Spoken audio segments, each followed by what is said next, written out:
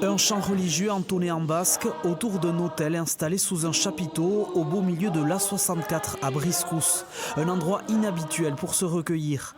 Toujours mobilisés pour s'opposer au protocole d'abattage dans la gestion de la dermatose bovine, des agriculteurs basques ont célébré hier soir une messe de Noël à l'initiative d'une poignée d'entre eux. Pour moi, les paysans et la foi, c'est étroitement lié. Voilà, donc rien de plus naturel que de célébrer une messe de Noël, ici. La cérémonie a rassemblé environ 200 personnes, des éleveurs, mais aussi dans les premiers rangs des croyants qui ne sont pas agriculteurs.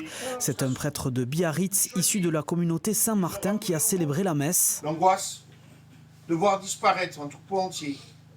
L'angoisse de voir réduire à néant le travail de toute une vie et celui de plusieurs générations. Il se dit sensible à la cause des paysans. Ils nous ont nourris pendant des siècles et des siècles. Ils entretiennent en fait ce jardin qu'est la France. Ils font en sorte que en fait, nos campagnes soient vivantes et aussi ils donnent du leur et ça me touche énormément.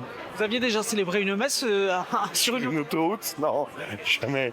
Il y a beaucoup de monde, des gens qu'on n'avait pas encore vus et qui sont là en signe d'unité dans ce combat. À l'extérieur, un grand feu brûle, signe que la colère est toujours là.